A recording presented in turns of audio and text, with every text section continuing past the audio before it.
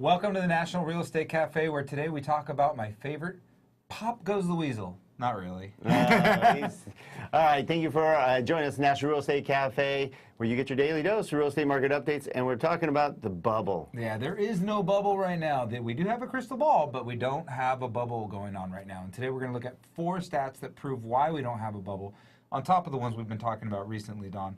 It's just right now we're just don't see it happening. No. It's too early in this growth phase, and the economy, quite frankly, isn't strong enough to create a bubble. We just had a video about new home sales, new construction home sales up 31% or something like that. Year over year, month to month was 12.4%, and almost 33% since last year. So that's more proof. But we're going to talk about the factors basically that caused the last bubble and why we're not there now. So let's go to the first slide here.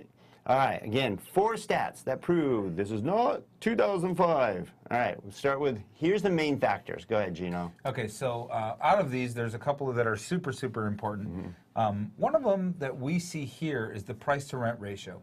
It is still cheaper to buy a home, and we did a video on this not too long ago, cheaper to buy a home in most of the states of the nation than it is to rent.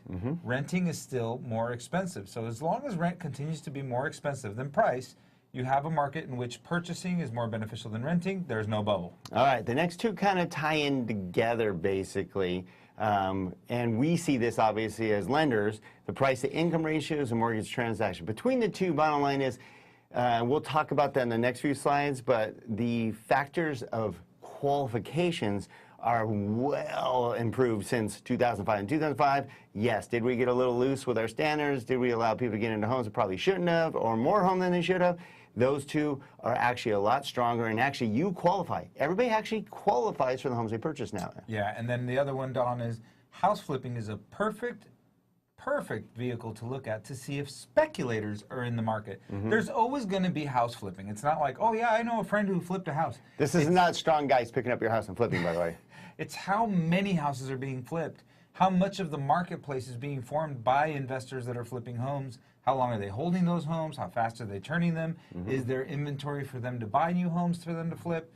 And really, the conditions aren't right for it. Yeah, I love how you talk about it's called speculation. That's what causes any crash, whether it's in housing or whether it's the stock market. With no speculation, there's no Ponzi, and we don't have either one right now. So there. All right, let's talk about the main two. Okay, we talked about a little bit about the loose credit was one of the main culprits of the housing. Credit, Don. We didn't need credit. You didn't need a down payment. You didn't need income. You didn't need anything. Right, and this index measures the overall mortgage credit conditions basically to qualify for a home. And basically there was a, nobody cared basically for a while there. If you breathed, you got a loan. It was Ponzi. We were well beyond speculation. The price of mortgage-backed securities kept going through the roof. So let's take a look at that next slide. This is your favorite. Oh, it's the flip. Yes. Flip. A flip property basically is a property that is sold within 12 months and with a positive profit. Right. So what they're talking about is that this particular time, in the old time, you'd be able to flip a house twice.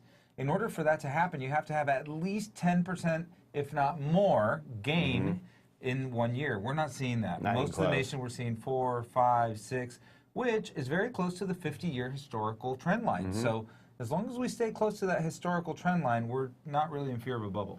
All right, so here are the numbers that you need to know. These are the 4 factors to make it. And then number 1 is what Gino was just talking about. We're actually 50% below the numbers that we saw back in 2005. What percentage?